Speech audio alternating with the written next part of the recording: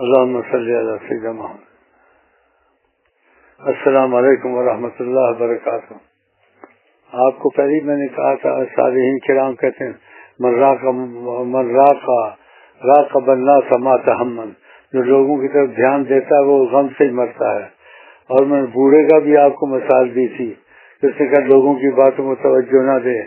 دونوں گدھوں پہ بیٹھے تو کہنے لگے یہ گدھے زرے پہ ظلم ہو رہا ہے، اور دونوں چہرے تو کیا بے وقوف پہ گدھا خالی جا رہا ہے، سمجھ گیا نہیں؟ تو کیا ایک بیٹھا تھا جو باپ پر پیدل چلا، کیا بچہ بے ادب نہ رہا ہے کہ بوڑھا سے چل رہا ہے، بچہ پر بیٹھا ہے۔ پھر وہ بابا بیٹھ گیا تو کہنے لگے کہ بچہ بے شرم ہے، یہ بابا بیٹھ گیا، اس کو ظالم ہے، بچہ پیچھے چل گیا۔ وہ لمبا قصہ آپ بھول گئے، تو ان چیزوں میں مت پڑا کریں۔ صالحین نے منع کیا یا اولیاء اللہ نے مثالیں دی ہیں۔ تو ہم جو میرے مطلب اختلاف کی بات کرے، مسائل کی کرے، شیخ صاحب جو بندی ہے، پتہ نہیں بریلوی ہے، پورا جواب دیتے نہیں دیتے ہیں۔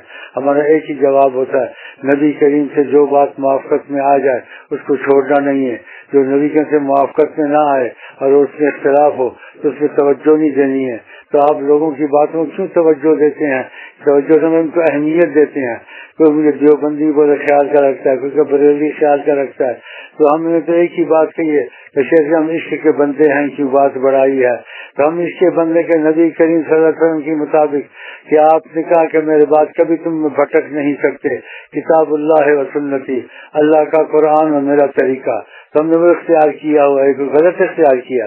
جو اختلاف کرتے ہیں تو اختلاف ختم نہیں ہو سکتا، نہ قیامت تک ختم ہوگا۔ تو اس میں آقا جی نے منع کیا کہ تم سے پہلے وہ اختلاف سے ہلاک ہوئے اور تم اس میں مت پڑھنا۔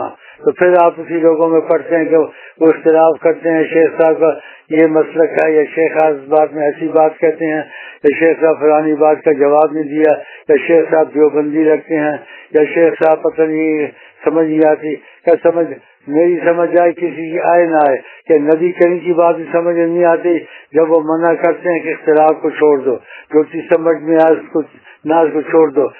ما یریبک الا ما لا یریبک، جو چیز تم کو شش و پن میں ڈالتی، سوچ میں ڈالتی ہے، کل کو چھوڑ دو، اس کو چھوڑ دینا چاہیے، پڑھنا چاہیے۔ تو ان چیزوں سے بالکل باز آ جائیں، کسی کی بات کو اہمیت مت دیں۔ وہ کوئی بھی ہو، اگر اپنا بھی بھٹک گیا وہ بھی ایسی باتیں کرے، اس کو بھی بولو اس بات کو چھوڑ دو اور کہہ دیا کرو واللہ عالم بالصواب۔ ہمیں سب سے بڑی بات یہ پسند ہے آقا والی، جو شیخ صاحب کہتے ہیں کہ آقا جی نے کہا کہ جا کر تم میری بات کبھی بھٹک نہیں سکتے، کتاب اللہ و سنتی، اللہ کا قرآن اور میرا طریقہ جو میں نے سمجھایا۔ تو آپ اس چیز پہ قائم رہیں۔ آپ کن چیزوں میں پڑھتے ہیں دوبارہ پھر یہ اختلاف پیدا کرتے ہیں، وہ اہمیت دیتے ہیں، ان باتوں کو اختلاف بنائیں۔ آپ اس چیز کو اہمیت دیتے ہیں تو یہ تو آپ پاگلوں والا کام کرتے ہیں اور طریقے سے نکل گئے آپ۔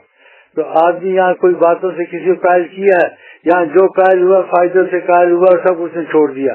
جب کسی کو فائدہ کا ہوگا تو وہ قائل ہو جائے گا، اور قائل کب ہوگا؟ جب عمل کرے گا۔ انسان ڈاکٹر کی دوا پرہیز مستقل استعمال کرے، پھر اس کو فائدہ نہ ہو تو وہ شکایت کر سکتا ہے۔ لوگوں کئی جگہ آزمان کو فائدہ نہیں ہوا، یہاں فائدہ ہوا سب کچھ چھوڑ دیا۔ تو پھر آپ ان باتوں میں آئندہ میں وصیت کرتا ہوں بالکل مت پڑھیں، کیونکہ قرآن نے منع کیا، حدیث نے منع کیا، ہم اس کے مطابق آپ کو منع کرتے ہیں۔ تو اختلافی مسائل میں بالکل دخل نہ دیں۔